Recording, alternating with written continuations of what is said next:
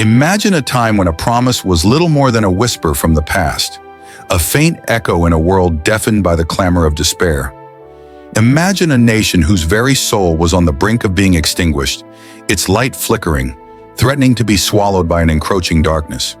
This was the era of the judges in Israel, a turbulent, chaotic age stretching for centuries, where the sacred covenant with God seemed a fragile, almost translucent shield against the brutal realities of the world. For generations, the Israelites had known a measure of freedom, a blessing hard-won and rooted in their sacred bond with the divine. But freedom, like a garden, withers when it is untended. The people had strayed. The clear-eyed faith of their forefathers who had crossed the Jordan and witnessed the fall of Jericho had given way to a muddled, fearful pragmatism. Their hearts, once singularly devoted, now wandered into the cool, alluring shadows of Canaanite idolatry. The Baals and the Asherahs, gods of the harvest and the storm, offered tangible, immediate appeasement, a seductive alternative to the demanding, invisible God of their ancestors. Their spiritual compass was not merely damaged, it was shattered into 1,000 pieces, each pointing in a different direction. Disunity became their natural state. Tribe mistrusted tribe, clan feuded with clan, and into the spiritual and political vacuum they had meticulously created, a new oppressive power rose to fill the void, casting a long, dark shadow that would stretch across the promised land for 2 agonizing decades. For 20 years, the yoke of servitude had grown heavier, its wood chafing their necks, its weight bowing their backs. King Jabin of Canaan, a ruler whose ambition was as sharp and cold as obsidian, reigned from his mighty, impenetrable fortress of Hazor. This was not the first Hazor to challenge Israel. An earlier king of the same name had been defeated by Joshua centuries before. This Jabin, a descendant of that vanquished line, was fueled by a generational hunger for vengeance. From his rebuilt throne, he extended an iron grip across the northern tribes, Naphtali, Zebulun, Issachar. This was not a subtle subjugation. It was a systematic dismantling of a people's spirit. The psychological toll was immense, a slow poison seeping into the soil of their culture. The once bustling trade routes, the arteries of commerce and community that snaked through the valleys and hills, fell silent. A merchant leading his donkeys laden with pottery and grain would think twice, his eyes scanning the horizon not for customers, but for the glint of Canaanite armor. More often than not, he would turn back, his goods unsold, his family hungrier. Travelers, once a common sight, vanished from the main roads, forced onto treacherous, winding goat paths in the hills. An entire generation of Israelites grew up knowing only the bitter, metallic taste of fear and the dull ache of servitude. The concept of liberty was a story told by their grandfathers, a legend from a forgotten time, as fantastical to them as the parting of the Red Sea. They heard the words but could not feel their meaning. King Jabin's power was absolute, a monstrous edifice of control built on a foundation of terror. And the chief architect of that terror, the enforcer of his will, was his formidable and terrifying commander, Sisera. Sisera was not just a man. He was the very embodiment of Canaanite military might, a living, breathing symbol of their technological and psychological dominance. He was a brilliant tactician, cold and contemptuous of the fractured, disorganized hill folk he lorded over. From his perspective, the Israelites were a superstitious rabble, clinging to an unseen God while he commanded a tangible, thundering force of destruction. At his command were 900 iron chariots. To understand the dread these weapons inspired, you must erase any modern conception of warfare. In an age of bronze swords and leather shields, the iron chariot was the ancient equivalent of a main battle tank, a fighter jet, and a psychological weapon all rolled into one. It was the pinnacle of military technology. Each chariot was a mobile fighting platform, pulled by 2 powerful horses, crewed by a driver and 1 or 2 warriors armed with bows and long spears.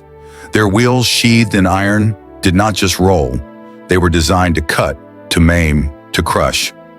Against this rolling wall of death, the foot soldiers of Israel, with their simple bronze-tipped spears and agricultural tools hastily repurposed for war, stood absolutely no chance on open ground. The chariots were a weapon of terror, thundering across the plains of Jezreel, their approach a man-made earthquake. They had not just defeated Israel in battle, they had broken its spirit in the process, grinding its courage into the dust of its own fields. The Israelites found themselves trapped in a relentless, suffocating cycle of despair.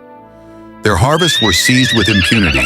Canaanite garrisons would arrive just as the grain was golden and the olives were ripe, taking the lion's share and leaving the Israelites with barely enough to survive the winter. Their local leaders and tribal elders were powerless, their authority a hollow shell. They could settle a minor property dispute, perhaps, but they could do absolutely nothing to alleviate the civil strife and the foreign tyranny that plagued the population. With no respite in sight, they cried out to the heavens. Their prayers, born of desperation, rose from the parched fields and the shadowed hills, but for 2 decades, it seemed they vanished into an empty, indifferent sky. But faith, even when weakened, is not so easily extinguished. It can lie dormant, a seed buried under the hard-packed earth of oppression, waiting for a single drop of divine rain. Amidst all this chaos, when all hope seemed irrevocably lost, when the nation had reached its nadir, one figure arose to change the trajectory of Israel's history. Not a king brandishing a scepter, not a general clad in armor, but a woman named Deborah. In a time overwhelmingly dominated by males, when a woman's sphere was almost exclusively domestic and her voice in public matters was unheard, suppressed by rigid patriarchal traditions, Deborah's existence was an anomaly. Her wisdom, however, was a beacon that could not be ignored. She was a prophetess, a direct conduit for the word of God, a voice of searing clarity in an age of confusion. This was not a self-proclaimed title. It was a reality acknowledged by the people. They recognized in her a connection to the divine that was absent in their own lives. And because of this divine gift, she served as the de facto judge of all Israel. From all corners of the land, from the smallest, most beleaguered villages in the north to the towns of the central hills, people would make the arduous, dangerous journey to the hill country of Ephraim. There, between Ramah and Bethel, stood a landmark known throughout the tribes, the Palm of Deborah. Beneath its sheltering fronds, she sat and held court. Imagine the scene. 2 brothers, their faces etched with the grief of their father's passing and the anger of a bitter inheritance dispute, stand before her. Their hands rest on the hilts of their knives, their animosity a palpable thing, ready to spill into violence that would tear their family apart. Deborah, listening patiently, her gaze penetrating beyond their angry words to the pain beneath, would render her judgment. With a wisdom that seemed to flow from a higher, more profound source, she would not only divide the land with meticulous, unassailable fairness, but would also mend the fractured relationship, reminding them of their shared blood and their sacred duty to one another as brothers of Israel. She was more than an arbiter, she was a healer of the nation's internal wounds. What makes Deborah's story so profoundly different? It is not merely that she was a woman who took charge in a man's world, though that is remarkable enough. What differentiates Deborah is her calling, her unshakable, all-consuming devotion, and her courageous willingness to step into the void of leadership when all the men of stature had failed. She was a judge, yes, but she saw that the suffering of her people went far beyond legal disputes. It was a sickness of the soul, a deep spiritual malady that had infected the entire nation. They were a people who had forgotten their own story, forgotten the source of their strength. And yet in the depths of her being, in the quiet communion she shared with her God, she knew that God had not forgotten them.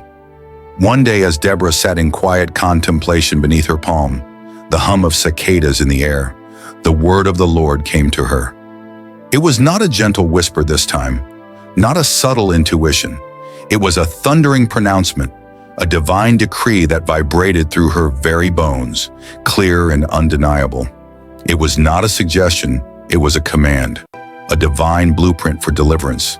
It was a weight, a burden of glorious purpose laid upon her shoulders. The time for passive suffering was over. The time for action was now. God instructed her to summon a man named Barak, son of Abinoam, from Kedesh in the northern region of Naphtali. Barak was a man who lived under the very shadow of Jabin's oppression, a warrior who knew the futility of resistance all too well. The message for Barak was specific, audacious, and frankly, terrifying. It flew in the face of all military logic and 2 decades of brutal experience. God commanded him through Deborah, "Go, take with you 10,000 men from the tribes of Naphtali and Zebulun and lead them to Mount Tabor.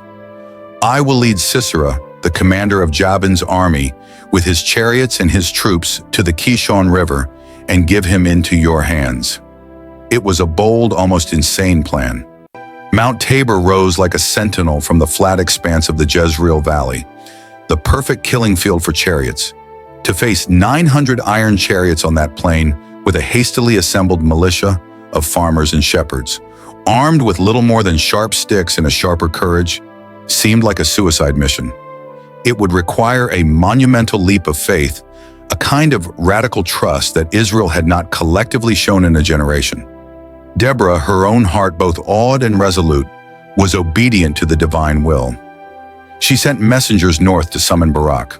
When he arrived, standing before her under the palm, his face was a mask of weary resolve, the face of a man who had seen too much defeat. She delivered the message exactly as she had received it, her voice imbued with the authority of the one who had sent her. But Barak, though a respected warrior, felt the crushing weight of history. He could picture it all too clearly. The glint of the sun on iron, the screams of his men, the churning wheels of the chariots. He had witnessed the futility of past rebellions. He was a man of logic and military experience, and both dictated that this was a fool's errand. He faced Deborah, the prophetess of God, and his voice was heavy with the burden of his people's past. He stated his condition, a raw plea for assurance. "If you go with me, I will go. But if you do not go with me, I will not go." His hesitation was not born of cowardice. It was born of a deep-seated need for a tangible sign. He knew, as all of Israel should have known, that their only hope lay not in their own strength, but in the manifest presence of God. To him, Deborah was that presence. She was God's chosen vessel, the living embodiment of the divine promise. He needed her faith to bolster his own. Her presence on the battlefield would be the undeniable signal to him and to the 10,000 men he was to lead, that God was truly with them. Without a shadow of a doubt, Deborah responded, her voice steady and firm, a gentle strength that did not waver. "Very well, I will go with you." Then she added the prophetic sting, a statement that was both a gentle rebuke for his faltering faith and a profound promise of what was to come. "But because of the course you are taking, the honor will not be yours, for the Lord will deliver Sisera into the hands of a woman." It was a prophecy that hung in the air, cryptic and powerful, its fulfillment unimaginable to anyone present. This was the pivotal moment, the hinge upon which Israel's fate would turn. A woman, a prophetess, would not only call a nation to war, but would personally accompany the army to the front line, shattering every cultural and gender norm of her time. Barak, his condition met, agreed. The call to arms went out. Messengers ran through the hills and valleys of Zebulun and Naphtali. From fields and villages, 10,000 men gathered. They were not professional soldiers. They were farmers whose hands were calloused from the plow, shepherds who knew the paths of their flocks better than the formations of war. But the spark of courage that Deborah had ignited in Barak was fanned into a flame of hope. This time they would not fight alone. This time God's prophetess marched with them. Upon learning of the Israelite mobilization at Mount Tabor, Sisera scoffed. From his strategic command post, he saw it as a minor, desperate insurrection, a pitiful gathering of rebels. It was an opportunity to make a final, brutal example of the northern tribes, to crush their spirit so completely that it would never rise again. He gathered his entire force, all 900 iron chariots, a spectacle of terrifying power, and all his infantry, and marched them with arrogant confidence to the Kishon River. The wide, flat valley floor was terrain of his own choosing, a perfect arena for his chariot assault. He planned to steamroll over the Israelite foot soldiers, to turn the green valley red with their blood. The two armies faced each other across the valley. On the wooded slopes of Mount Tabor, 10,000 men stood, their hearts a tumultuous mix of raw terror and the fragile promise of faith. They looked down and saw the Canaanite war machine gleaming in the sun, a vision of disciplined, overwhelming power. They could hear the impatient snorting of the horses, the jangle of harnesses, the confident shouts of the Canaanite soldiers. The air was thick with tension, a silence pregnant with the coming storm of steel. Then, as the first Canaanite chariots began their advance, a change began to stir in the atmosphere. The sun, which had been beating down on the valley, was suddenly veiled by a strange, dark cloud that seemed to boil up from the western horizon. A wind began to whip through the trees on the mountain. It was now or never. Deborah turned to Barak, her face illuminated by an inner fire, her voice ringing with divine authority over the rising wind. "Go! This is the day the Lord has given Sisera into your hands. Has not the Lord gone ahead of you?" Her words were like a lightning strike to Barak's soul. All doubt vanished, replaced by a surge of pure, unadulterated faith. He gave the command, and with a great cry that echoed from the slopes, 10,000 men charged down the mountain. At that very moment, God turned the battlefield into a weapon against the enemy. A mighty rain, a divine storm of epic proportions, descended. The sky opened up, and rain fell not in drops, but in sheets. The Kishon River, normally a gentle stream trickling through the valley, swelled into a raging, muddy torrent, overflowing its banks and flooding the entire valley floor. The ground, once hard and flat and perfect for chariots, became a treacherous, sucking, swamp-like quagmire. Sisera's pride and power, his 900 chariots, became utterly, catastrophically useless. The mighty war machines were not just stuck, they became iron coffins. Their wheels sank deep into the thick, impassable mud, rendering them immobile. The horses, panicked by the storm and the rising water, thrashed wildly, tangling their harnesses, turning the disciplined lines into a scene of pure chaos. The Israelites, being swift on foot and familiar with the mountainous terrain, descended upon the paralyzed and panicked army like a flood of their own. Their fear was gone, replaced by a holy fury. Legend says that with God's benevolence, they held a supernatural advantage over the Canaanite army. The battle turned into a rout, then a slaughter. The Canaanites, trapped in their useless machines or floundering in the mud, were thrown into utter confusion and systematically defeated. Seeing his forces decimated, his invincible army annihilated by mud and a rabble of hill folk, Sisera was seized by a moment of sheer panic. The great commander, the symbol of Canaanite dominance, abandoned his ornate command chariot and fled on foot. His pride and armor left behind in the muck. He ran, desperate and exhausted, his only thought survival. He ran until he came to the encampment of Heber the Kenite, near Kadesh. The Kenites, descendants of Moses' father-in-law, were nomadic metalworkers who had a treaty of peace with King Jabin. Sisera, his mind clouded by terror, thought he had found a neutral and therefore safe angle for salvation. He stumbled toward the largest tent, the tent of Jael, the wife of Heber. She saw him coming, the mighty general reduced to a mud-caked, desperate fugitive. "Come, my lord," she said, her voice a calm pool in the storm of the day. "Come in, don't be afraid." Hopelessly deluded, Sisera accepted her offer of refuge. Jael brought him into her tent, a space traditionally forbidden to outside men, an act of radical hospitality. "I'm thirsty," he gasped. "Please give me some water." She, with a composure that belied the storm raging in her own heart, opened a skin of milk. She gave him not just milk, but rich, curdled milk in a bowl fit for nobles. A gesture of comfort that was also a tool of sedation, a heavy drink that would lull a weary man into a deep slumber. As the powerful general, the terror of Israel, succumbed to an exhausted sleep on the floor of her tent, Jael did not hesitate. Unbeknownst to him, Jael was no neutral party in her heart. She was a diligent observer of her people's suffering, and she understood that this was a divinely sent opportunity for Israel to be freed from their towering detractors. This was the moment for her to act. With the utmost care and a steady hand, she crept to his side. In one hand, she held a long, sharp tent peg, a common tool of her daily life. In the other, a heavy workman's hammer. With stealth and terrifying decisiveness, she placed the point of the peg against his temple and drove it through his skull, pinning him to the ground. In an instant of shocking, silent violence, the life of the great commander Sisera was over. Sometime later, Barak arrived, weary from battle but victorious, searching for the Canaanite general. Jael went out to meet him, her face unreadable.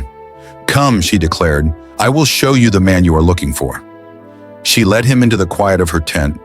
There, in the dim light, he saw him, the mighty Sisera, dead on the floor, slain not by the sword of a warrior on the battlefield, but by the hand of a woman in her own home. In that stunning moment, Deborah's prophecy was fulfilled in the most unexpected and dramatic way possible. The Israelites had emerged victorious. The Canaanite army was shattered, its leader dead, its power broken forever. After 20 long years of oppression, the Israelites finally gained the freedom they so desperately sought. To commemorate this incredible, miraculous victory, Deborah and Barak sang a song to the Lord, a song of praise and thanksgiving that would become one of the most ancient and celebrated poems in the entire Bible. It was not merely a celebration of military victory that Deborah sang of. It was a profound call to oneness and a powerful reminder that when the Lord calls, his people are obliged to respond. The song powerfully declares, "The kings came, they fought, the kings of Canaan fought. From the heavens the stars fought, from their courses they fought against Sisera." It praised the tribes like Zebulun and Naphtali who risked their lives, and it rebuked those like Reuben and Dan who stayed behind in the comfort of their flocks and ships, unwilling to sacrifice for the good of the nation. But it reserved its highest, most startling honor for an unexpected hero. Most blessed of women be Jael, the wife of Heber the Kenite, most blessed of tent-dwelling women. He asked for water, and she gave him milk. In a bowl fit for nobles, she brought him curdled milk. Her hand reached for the tent peg, her right hand for the workman's hammer. She struck Sisera, she crushed his head, she shattered and pierced his temple. At her feet he sank, he fell. There he lay. At her feet he sank, he fell, dead. The victory ushered in 40 years of peace. It was a golden era of restoration. Villages were rebuilt. The trade routes were opened again, and the sounds of commerce and fellowship returned to the land. Children could play in the fields without their mothers watching the horizon in fear. The nation flourished under a leadership defined not by the sword, but by wisdom and faith. Deborah's triumph was not only a transformational moment in the history of Israel, it is a timeless lesson for all ages. Her leadership was not one of command and control, but of inspiration and integrity. For 40 years, the Israelites lived under her guidance, and the land had peace.